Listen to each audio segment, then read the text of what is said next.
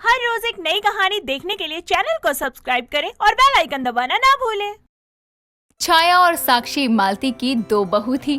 कहने को तो दोनों समझदार थी, लेकिन छाया मालती की बड़ी बहू बहुत घमंडी थी।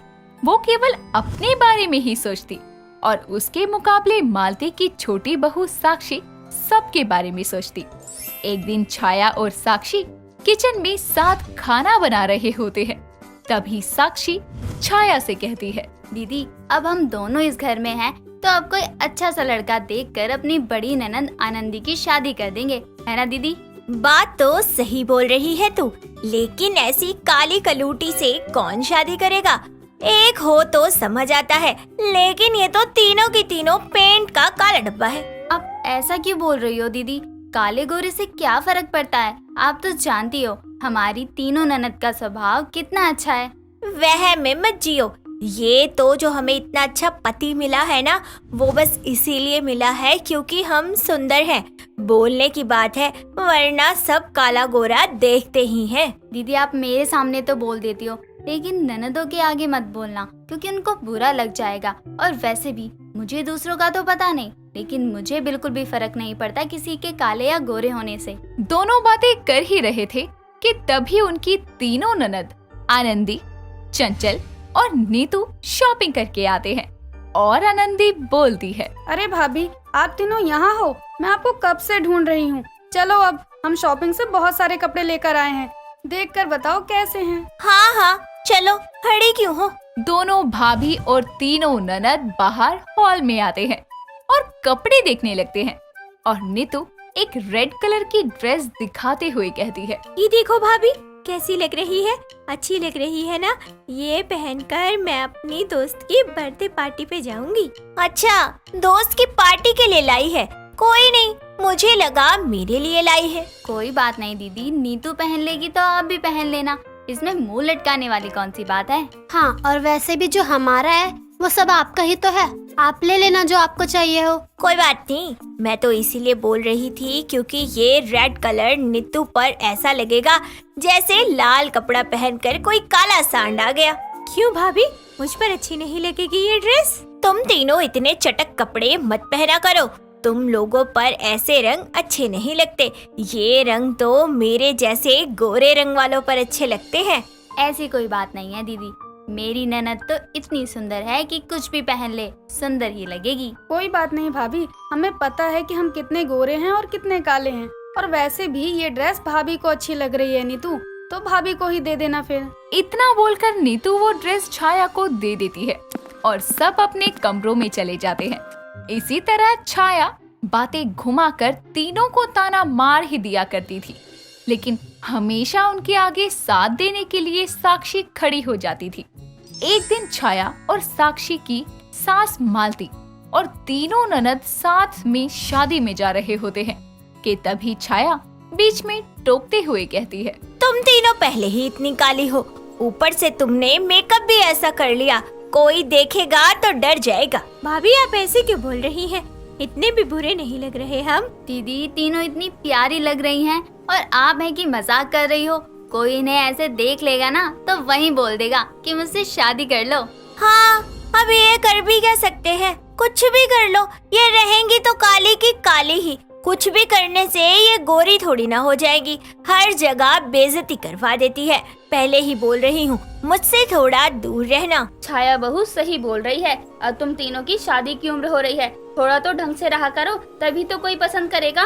रहने दो माँ जी, ये बात तो आप भी जानती है, आपकी इन तीनों काली बेटियों को कोई पसंद नहीं करने वाला। अरे इनके लिए इन्हीं के लायक कोई हपसी सा देखना पड़ेगा। माँ आप तो भाभी की तरफदारी करो मत, अब हम काले हैं तो इसमें हमारी क्या गलती है? अब दुनिया में हर कोई मेरी भाभीयों की तरह सुंदर और गोरा तो नहीं हो सकता ना। और होना भी क्यों है, जो जैसा है उसमें ही खुश है, और जिसे पसंद करना होगा वो ऐसे भी देखकर पसंद कर लेगा ना। चुप कर तू, तेरी खुद तो शादी हो गई है, अब मेरी बेटी को काले गोरे का ज्ञान दे रही है। मैं तुम तीनों को बता रही हूँ, जो तुम्हारी दोनों भाभी अपने मुंह पर लगाती हैं, वो तुम भी लगा लो, कुछ तो रंग साफ होगा तुम्हारा। आपने बोल दिया और हम तीनों गोरे हो गए। ऐसा कैसे हो सकता है भाभी? आज तक तो हम गोरे हुए नहीं, अब हो जाएंगे। क्या आप भी बिना बात के एक दूसरे से बहस कर रहे हो? माँ जी आप देख लेना, इन तीनों को बहुत अच्छे लड़कों का रिश्ता आएगा। जो हो नहीं सकता वो क्यों बोल रही हो? रिश्ते आने से शादी नहीं हो जाएंगी, रिश्ते आएंगे और देख कर चले जाएंगे और मना कर देंगे। जिसके बाद इतनी लड़ाई होने से वो शादी में जाना ही कैंसिल कर देते हैं। अब तो ये रोज का हो गया था, कोई ना कोई आकर तीनों नंदों की उनकी दोनों भाभी से तुलना करके उन्हें काला बोल दिया करता था। कई दिनों बाद आनंदी के लिए मोहित नाम के लड़के का रिश्ता आता है और कुछ दिनों बाद मोहित अपने भाई अरुण के साथ आनंदी को देखने आता है। मोहित और आनंदी आपस में बातें करके सबके साथ बैठे होते हैं और अरुण सबके सामने बोलता है, भैया भाभी तो बहुत अच्छी है, मुझे तो बहुत पसंद आई। आप बताओ आपको कैसी लगी? अरे तुम्हें इनसे शादी थोड़ी ना करनी है जो तुम राय दे रहे हो। अपने भैया से तो पूछो, उन्हें ये काली बीवी चलेगी? काली ये आपके लिए होगी, मेरे लिए भाभी ही है और मैं भैया की पसंद अच्छे से जानता हूँ, उन्हें भी कोई ऐतराज नहीं होगा। क्यों भैया? हाँ मुझे भी आनंदी बहुत पसंद आई। हमारे तो माँ बाप नहीं है, हम दोनों भाई ही हैं और आनंदी से आज जितनी भी बात हुई मैं यकीन से बोल सकता हूँ, मेरे लिए आनंदी से अच्छा कोई और मिल ही नहीं सकता। तुम इतने गोरे चिट्टे अच्छे दिखते हो, तुम्हें आनंदी के साथ शादी करने में कोई प्रॉब्लम तो नहीं होगी ना? आप आनंदी की भाभी हो, इसलिए आपको तो कम से कम ये नहीं बोलना चाहिए। आप घर वाले ही उसे ऐसा बोलते हो तो बाहर वाले तो बोलेंगे ही ना। हाँ मोहित सही बोल रहे हैं, मैं भी तो आप लोगों को यही समझा रही थी कि हमें दूसरों से मतलब नहीं होना चाहिए। हम लोगों को तो अपनी ननद अच्छी ही लगती है ना। मैं तो यही बोलना चाहता हूँ कि मेरे छोटे भाई अरुण की शादी भी आपकी छोटी बेटी चंचल से करवा दो। भैया मैं ये सोच ही रहा था कि मैं कैसे बोलूं, पर आपने मेरे मन की बात बोल दी। बेटा आज तुमने हमारी आंखें खोल दी। हम लोग इन तीनों के काले रंग को लेकर इन्हें कितना बुरा भला बोलते थे और तुम हो कि उसके काले रंग की तरफ बिल्कुल ध्यान ही नहीं दिया तुमने। हाँ तुम तीनों मुझे माफ कर दो। अपने गोरे रंग के घमंड में मैं हमेशा तुम्हें ताने देती रही, कभी तुम्हारी भावनाओं को समझ ही नहीं पाई। कोई बात नहीं भाभी, अब तो आप दोनों दीदी की शादी की तैयारी करो। आप तो दोनों की शादी जल्दी हो जाएगी और भगवान की दया से दोनों जीजू इतने अच्छे मिले हैं जिनके दिल में गोरे काले का कोई भेद नहीं है, वो सबको एक समान समझते हैं। हाँ क्योंकि कभी भी हमें इंसान को उसके रंग के आधार पर नहीं आंकना चाहिए। इंसान को काला या गोरा उसका स्वभाव बनाता है, ना कि रंग। हाँ बहू, ये बात तो मैं इनकी माँ होकर भी नहीं समझ पाई और तू इनकी भाभी होकर भी इनका साथ दे रही थी। मुझे माफ कर दो। कोई बात नहीं माँ, आजकल की दुनिया यही है, मन से नहीं तन से लोगों के बारे में राय बनाती है। छाया और मालती को अपनी गलती समझ में आती है और अब वो आगे कभी किसी के काले या गोरे रंग को लेकर भेदभाव नहीं करती। और कुछ दिनों बाद आनंदी और चंचल की शादी हो जाती है और वो अपने ससुराल में खुशी से रहती हैं। थोड़े दिनों बाद ही नीतू के लिए भी बहुत अच्छे लड़के का रिश्ता आता है और उसकी भी शादी कुछ दिनों बाद हो जाती है, जिसके बाद भाभी और ननद अपने अपने घरों में खुशी से रहती हैं। काव्या एक बहुत ही ज्यादा अमीर घर की लड़की थी। वो अपने माता राधा और पिता गौरव के साथ एक बड़े से बंगलों में रहा करती थी। काव्या के पिता एक बहुत बड़े बिजनेसमैन थे और काव्या उनकी इकलौती संतान थी, जिसके कारण उसकी परवरिश बहुत ही ज्यादा लाड प्यार से हुई थी। लेकिन काव्या की हाइट छोटी होने की वजह से उसे काफी ज्यादा दिक्कतों का सामना करना पड़ता था। ऐसे ही जब काव्या पहले दिन अपने कॉलेज जाती है तो वहाँ पर उसे रिया नाम की एक लड़की मिलती है, जो उसे देखकर कहती है, अरे अरे ये बच्चों का स्कूल नहीं है बेटा, जाओ घर जाकर मम्मी को बोलो कि स्कूल छोड़ के आए। ओ हेलो, मैं बच्ची नहीं हूँ बल्कि नई आई हूँ इस कॉलेज में, समझी? इतना कहकर काव्या वहाँ से घर आ जाती है। वो लोगों को मुंह तोड़ जवाब दे देती है, पर कभी कभी सोचकर उदास भी हो जाती है कि हर कोई उसका मजाक बनाता है। ऐसे ही एक दिन काव्या शॉपिंग करने के लिए मॉल जाती है, जहाँ उसे एक बहुत ही खूबसूरत सी ड्रेस पसंद आती है और वो कहती है, वाओ कितनी प्यारी ड्रेस है, ये ड्रेस तो मैं जरूर लूंगी। ये देखकर काव्या के पास खड़ा सेल्समैन उससे बोलता है, अरे मैडम ये आपकी साइज की नहीं है, ये गर्ल सेक्शन है। आप ऊपर वाले फ्लोर पे जाओ, वहाँ पर आपको किड सेक्शन मिलेगा, वहाँ से लेना अपने कपड़े। ओ जस्ट शट अप, मुझे मत बताओ कि मुझे क्या लेना है और कहाँ से लेना है, समझे तुम? अपनी ये बकवास कहीं और जाके करो। अभी अपने पापा को कॉल करके ना तुम्हें इस नौकरी से निकलवा दूंगी। जानते नहीं हो मेरे पापा कौन है। अरे बच्चे गुस्सा नहीं करते। अच्छा देखो, किड सेक्शन के साथ किड शू सेक्शन भी है। वहाँ जाके अपने लिए हील्स वाले जूते ले लो जिसमें लाइट जले, ताकि तुम्हारी हाइट भी बढ़ जाए और लाइट भी जले। Shut up, get lost. Salesman द्वारा मजाक बनाने पर गुस्सा होकर काव्या वहाँ से घर लौट जाती है, जहाँ वो उदास होकर अपनी माँ से कहती है, माँ देखो ना, हर जगह मेरे बोने होने का कितना मजाक उड़ाते हैं। 4 लोगों में चली जाओ, बस उड़ गई खिल्ली मेरी तो। हालांकि मैं उनको जवाब तो दे देती हूँ, पर बुरा तो लगता है ना मुझे भी। फिर भी क्या काव्या, देख बेटा, इस दुनिया में कोई परफेक्ट नहीं होता। अपनी कमियों को एक्सेप्ट करके हमें जीवन में आगे बढ़ना चाहिए। और लोगों का क्या है, उनका तो काम ही है बोलना और दूसरों पर हंसना। राधा काव्या को समझा तो देती है, पर कहीं न कहीं वो भी अपनी बेटी की छोटी हाइट को लेकर काफी ज्यादा तनाव में रहती है, जिसके चलते वो अपने पति से एक दिन बोलती है, अजी सुनिए, आप देख ही रहे हैं काव्या अब बड़ी हो चुकी है। हाइट में ना सही पर उम्र में तो हो ही गई है। उसकी शादी की चिंता रहती है मुझे। पता नहीं कौन करेगा उससे शादी। हाँ, सोचता तो मैं भी हूँ कि कैसे होगा सब, लेकिन तुम चिंता मत करो। मुझे चाहे जो भी करना पड़े, कितना ही पैसा क्यों ना देना पड़े, लड़के की फैमिली को मैं माला माल कर दूंगा, लेकिन अपनी बेटी की शादी बढ़िया घर में करा कर ही रहूंगा। काव्या अपने माता पिता की बातें सुन लेती है और बहुत उदास हो जाती है। लोगों के ऐसे ही नेचर की वजह से वो सभी के साथ रूड बिहेव किया करती थी। इसी तरह गुस्से में एक दिन वो पास के ही रेस्टोरेंट में चली जाती है, जहां उसके पास खड़ा वेटर उसे आवाज दे रहा होता है, लेकिन वो उसे अनसुनी करके अपनी किसी टेंशन में खोई रहती है। तभी वेटर बोलता है, मैम अपना ऑर्डर दीजिए प्लीज। हेलो मैम, अरे अपना ऑर्डर दीजिए। हे भगवान, अब मेरी क्या गलती है? अगर मेरी हाइट इतनी छोटी है तो मैंने थोड़ी ना बनाया है खुद को। लगता है ये लड़की अपने घर से भाग कर आई है। चुप रहो, तुम्हें मैं बच्ची नजर आ रही हूँ? ये सब कुछ एक प्रेम नाम का लड़का देख रहा होता है, जो बगल की ही टेबल पर बैठा हुआ था। वो वहाँ से उठकर काव्या के पास खड़े वेटर से कहता है, सुनो, मैडम के लिए पहले पानी ले आओ, जाओ। काव्या ये सब देखते हुए बोलती है, अरे तुम कौन हो और मेरी तरफ से ऑर्डर क्यों दिया?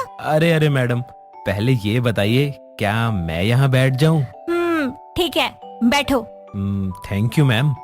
अब सुनिए, मैं देख रहा था कि आप काफी देर से कुछ सोच रही हैं और वेटर सर पर खड़ा होकर बोले जा रहा था कि तभी आप उस पर चिल्ला दी, तो इसलिए सिर्फ इंसानियत के नाते सोचा कि पूछ लूं कि मैडम आखिर किस बात की चिंता है आपको। कहीं ये भी मेरा मजाक तो नहीं बनाएंगे?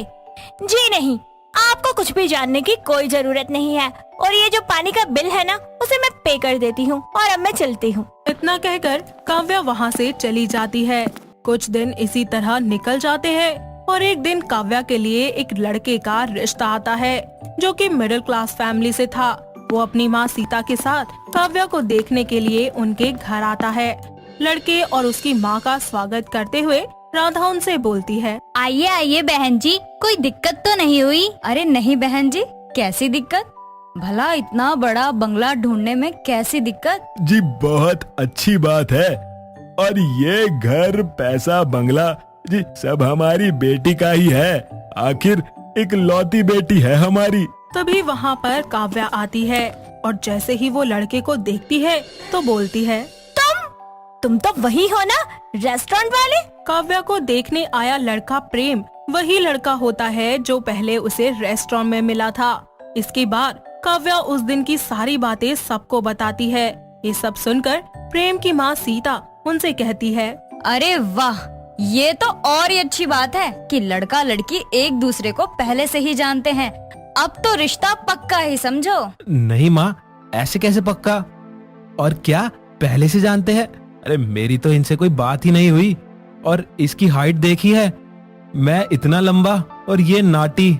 नहीं माँ, मैं ये शादी नहीं करूँगा। ओहो, तो इसका मतलब है कि उस दिन मैंने तुम्हें सही जज किया था एकदम। तुम भी बाकियों की तरह ही हो। अरे हाँ, इंसानियत के नाते आया था, लेकिन इंसानियत के नाते अपनी जिंदगी थोड़ी बर्बाद करूंगा तुम जैसी बोनी से शादी करके। प्रेम के ऐसे बिहेवियर से रिश्ता जुड़ने से पहले ही टूट जाता है, पर सीता अपने लालच के कारण उनको शादी के लिए मना लेती है और दूसरी तरफ काव्या के माता पिता भी उसको मना लेते हैं। ऐसे ही कुछ दिनों के बाद उन दोनों की शादी करवा दी जाती है। एक दिन प्रेम अपने ऑफिस से आकर अपनी माँ से कहता है, माँ, उस बोनी को बोल दो कि कल मेरे ऑफिस में पार्टी है और बॉस ने बोला है कि सब अपनी वाइफ के साथ आएंगे, तो मैं आपसे हाथ जोड़ रहा हूँ, उस बोनी को बोल देना कि सही से तैयार हो जाए। अरे बेटा, अब बस भी कर, क्यों इतना चिढ़ा रहता है उस पे? अरे अब वो तेरी बीवी है, समझा? और मैं उसको बोल दूंगी। अगले दिन प्रेम काव्या के साथ अपने ऑफिस जाता है, जहाँ उन दोनों को देखकर लोग आपस में बातें कर रहे होते हैं। उनमें से प्रेम का एक ऑफिस का कलीग जय उससे बोलता है, अरे प्रेम भाई, तुमने तो कहा था कि अभी तुम्हारी शादी हुई है और इतनी जल्दी बच्चा भी हो गया। अरे चलो कोई नहीं, बीवी और बच्चा दोनों एक साथ ही मिल गए। अपना मजाक बनता देखकर प्रेम वहाँ से गुस्से में निकल जाता है, लेकिन ऑफिस के बाहर जाते ही अचानक एक गाड़ी से उसका एक्सीडेंट हो जाता है, जिसके बाद उसे तुरंत हॉस्पिटल ले जाया जाता है और ट्रीटमेंट हो जाने के बाद उसे बेड रेस्ट करने के लिए कह दिया जाता है। प्रेम की इस हालत में काव्या उसकी पूरे दिल से सेवा करती है और ये सब देखकर प्रेम काव्या से बोलता है, काव्या, मैंने तुम्हारा इतना मजाक उड़ाया, तुम्हें इतना भला बुरा कहा, लेकिन फिर भी तुम मेरी इतनी देखभाल कर रही हो, जबकि तुम अपने घर जाकर ऐशो आराम की जिंदगी जी सकती थी। पैसे से खुशियाँ नहीं खरीदी जा सकती प्रेम जी, और अब मैं आपकी पत्नी हूँ। मैं जैसी भी हूँ आपके हर सुख दुख में साथ रहूंगी। मुझे माफ कर दो काव्या, मैं तुम्हारी कमी को देखता रहा, लेकिन कभी भी तुम्हारे दिल को नहीं देख पाया। सारी बातें उसकी सास सुन रही होती है और उसे भी समझ आ जाता है कि वो लालच के चलते ही काव्या को अपनी बहू बनाकर यहाँ लाई थी, पर असली दौलत तो उसकी बहू ही थी। और वो अपनी बहू से माफी मांगते हुए उससे कहती है, बहू मुझे माफ कर दे, मैं तुझे तेरे पैसों के खातिर इस घर की बहू बनाकर लाई थी, जिस कारण मैं तुझे कभी भी किसी भी बात के लिए नहीं रोकती थी, और मेरे बेटे ने तुझे इतनी कड़वी बात बोली और मैंने उसे कभी नहीं रोका। बहू मुझे माफ कर दे बेटा। इस सब के बाद प्रेम कभी भी काव्या की छोटी हाइट को लेकर उसका अपमान नहीं करता और उसकी सास भी उसे बहुत प्यार करती है, जिसके बाद काव्या और प्रेम का रिश्ता आगे बढ़ता है और वो दोनों खुशी खुशी अपनी जिंदगी में रहने लगते हैं। दोस्तों, अगर आपको ये कहानी पसंद आई तो इसे लाइक करें, शेयर करें और कमेंट करके बताएं कि कहानी में आपको सबसे अच्छा क्या लगा।